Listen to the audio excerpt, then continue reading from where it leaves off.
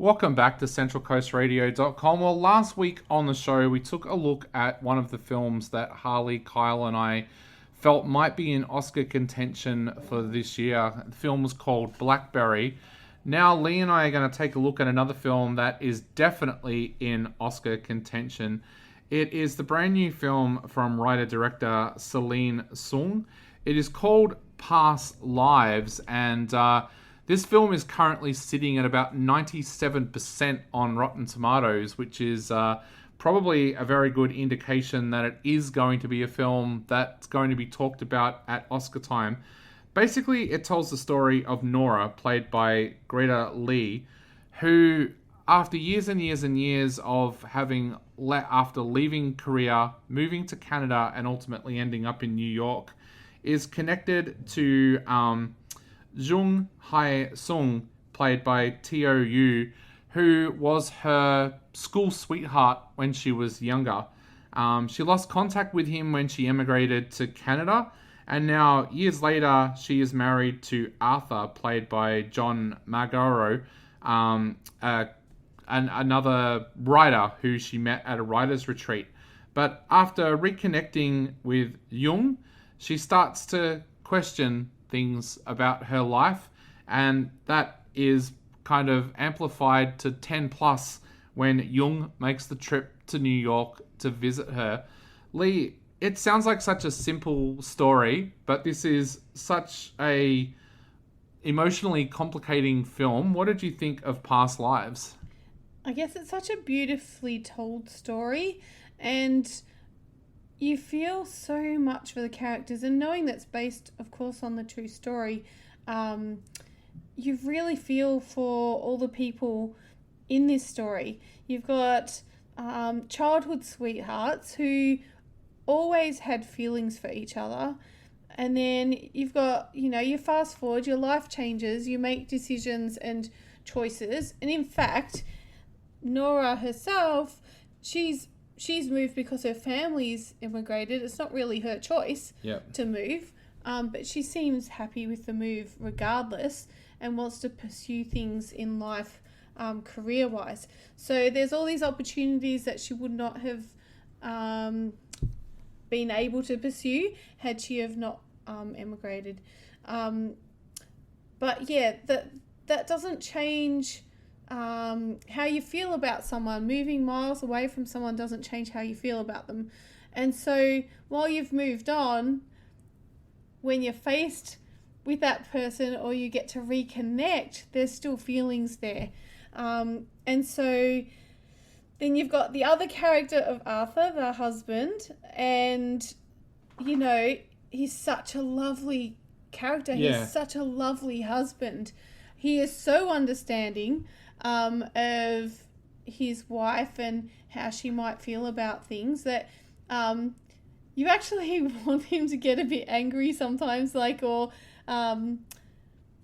show that he's it's not that he doesn't have a feeling of jealousy, I guess, or feelings of not understanding, but he's so patient. Yeah. I think it's the patience of his character that really makes you admire him. Because you expect it to be the stereotype where the two guys are at each other's throat, like over one her. wants to punch the other. Yeah, or that.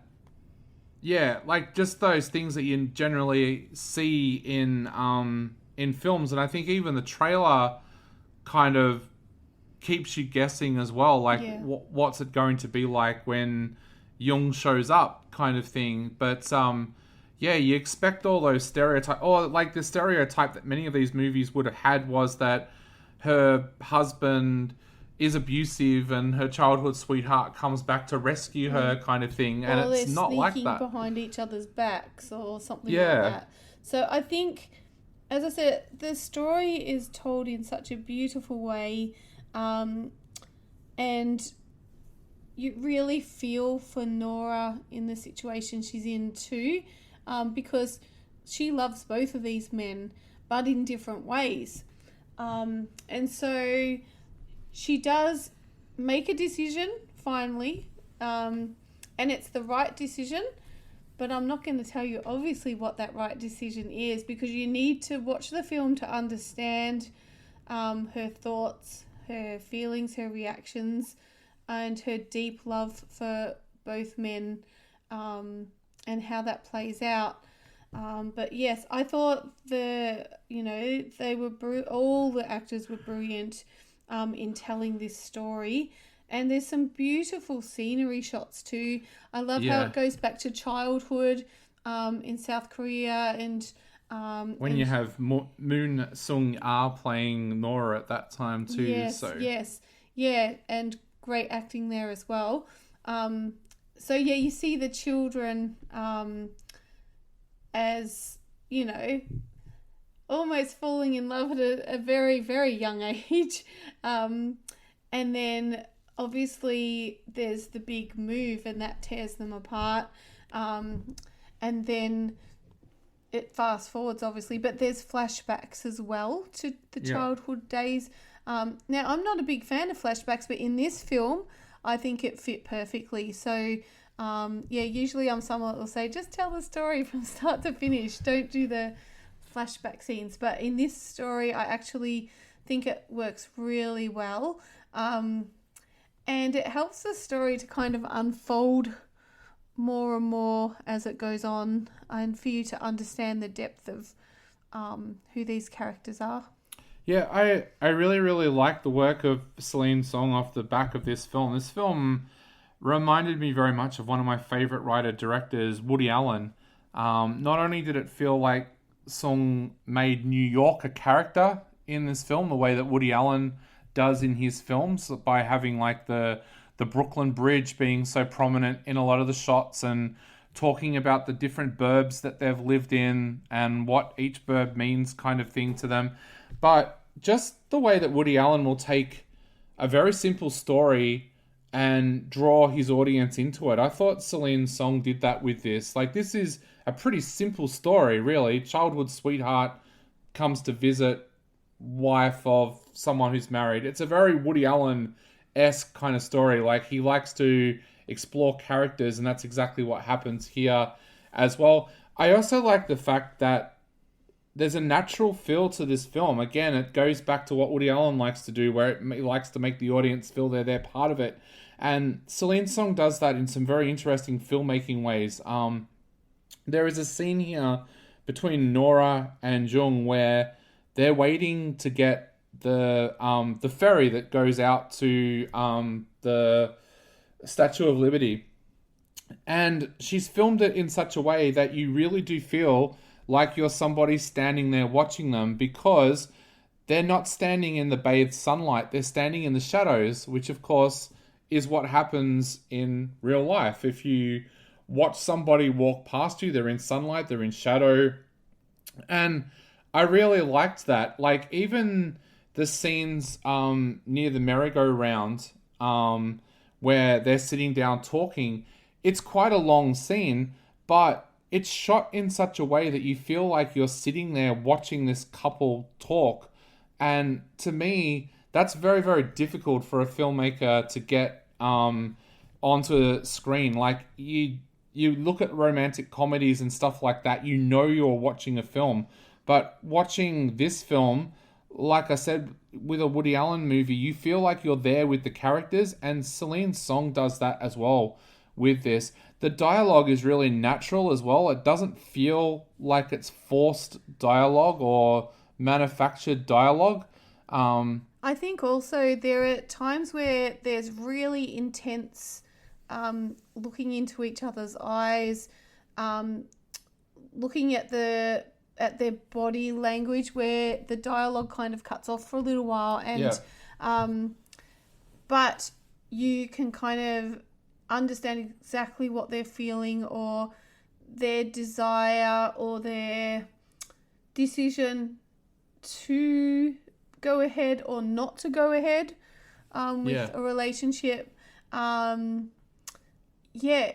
story, like, their story is told in such a way that there is a lot of dialogue, but there are moments where the dialogue kind of pauses. Yeah. And then you have their intense looks, their body language, and then the scenery behind them also adds to that as well. I was going to say Celine Song definitely believes in that thought of sometimes a look in a film can say more than 10 lines. There's a lot of looks there between Greta Lee and T.O.U. that really says what their characters are thinking. The other thing I love about this too that makes it feel natural is that Nora is bilingual. So having her drift between English and Korean, sometimes in the same conversation, it is real. Like that happens. If you... it feels natural in the movie. And bilingual people will often do that, where sometimes they'll start a sentence in English and finish it in another language. They do that in this movie, and it just adds to it. But look, I just thought this was one of the most beautiful films I've seen this year. I'm really starting to lean into this belief that Asian cinema is so far ahead of Hollywood at the moment with the films that they're telling. Of course, a few weeks ago on the show, I gave 5 stars to The Moon, the new Korean sci-fi. And again, I just absolutely love this film, Past Lives. So to wrap up, Lee, what are you going to give this 1 out of 5 and why? I'm going to give it 4 out of 5. I think, as I said, it's a beautiful film. It's not a high action film. There is drama in it. But it's simply about people and their lives. And they don't try and overcomplicate it with trying to put into the film big things to try and make it a bigger film. They literally focus on the person and their life and tell the story through dialogue and, of course, I guess scenery as well. Yeah, I'm giving this film 5 out of 5. This level of filmmaking is really, really difficult. When you look at the experience of Celine Song, she's not an experienced filmmaker, but this to me is just a natural, beautiful romance story. It feels weird calling it a romance when there's like 2 guys involved in this triangle, but it's just an amazing film. It is absolutely beautiful, and I'm going to give this one 5 out of 5. You're on centralcoastradio.com. Go and check out Past Lives. It is on a general release, so you should find it at a cinema near you. 5 out of 5 from me. And 4.5 out of 5 from me. And we'll be back soon on centralcoastradio.com.